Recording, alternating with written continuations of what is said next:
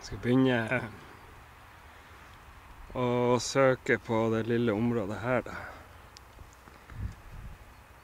Jeg skal prøve å ta kamera med, selv om det snør litt. Se om jeg får tatt noen bilder eller litt film hvis det blir funn. Etterpå så skal jeg gå litt ned her, og så på andre siden der er vel noen tusen hektar.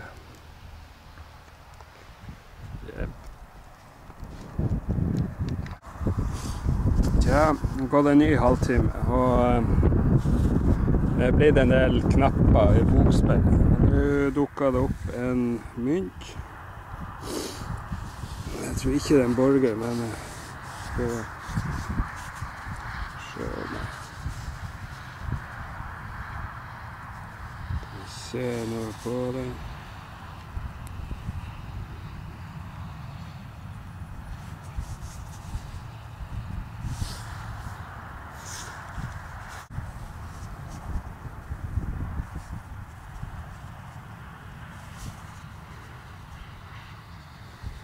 Jeg ser det står 1 skilling, så det er 1 skilling dansk. Så det er vel dagens første sølv.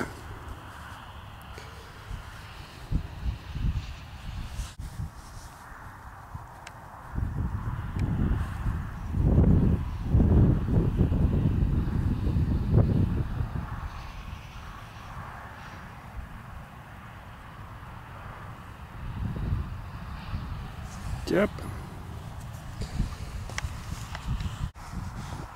Jeg har gått en time til, og det kom en ny 1 skilling danske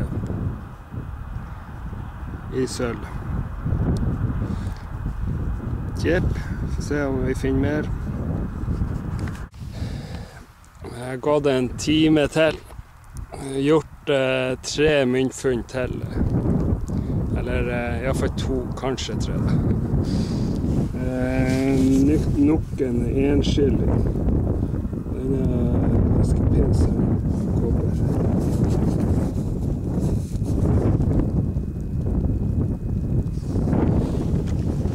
Så en 2-øring.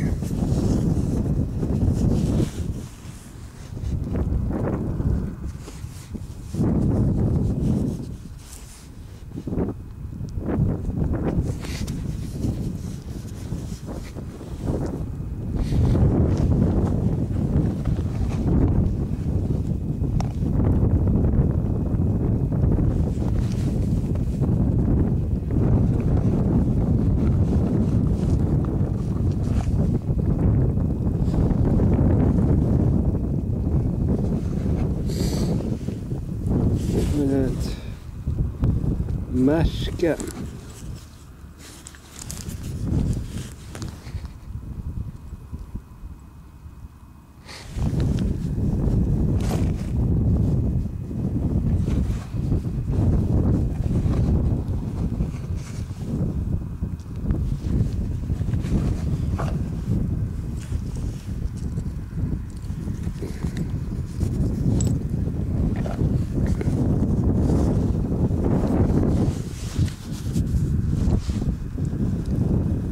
Muligens en tynn kobberskjell.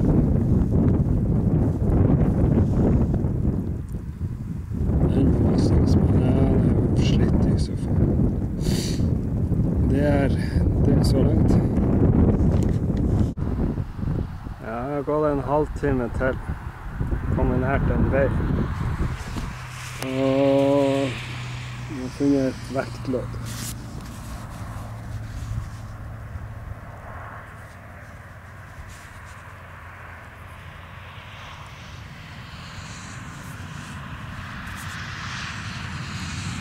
Det er stempel, det er 3-1 eller noe. Jepp, nå må jeg prøve mer.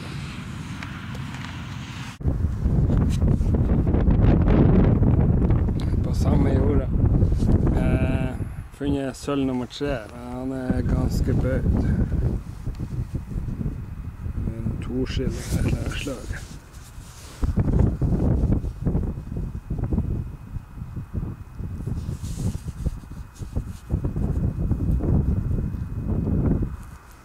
Jepp.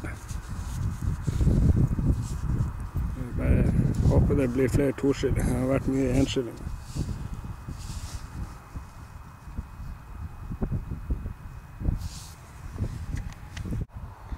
Ja, da ble det nok et fint funn.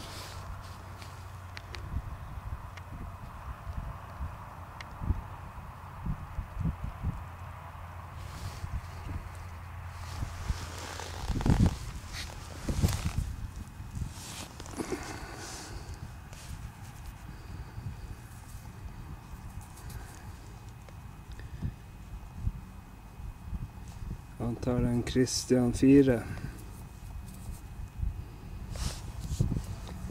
Jeg har fått tørska litt skit her.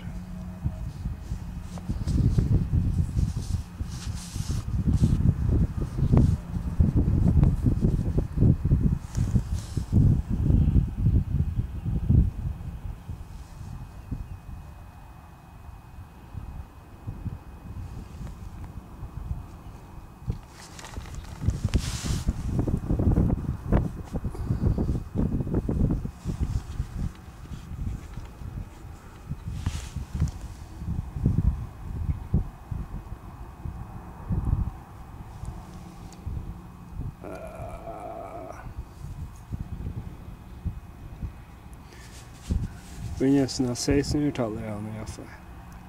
Jeg ser 1625 eller noe sånt. Og komme tilbake med den. Jepp. Ja, så jeg kommer til bilen. Her er de tingene jeg har funnet.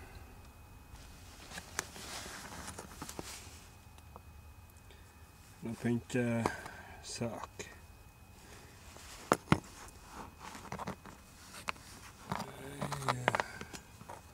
Kanskje bokspenner og en liten spenne.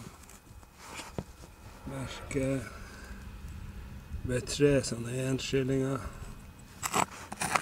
Og 2 ettøringer.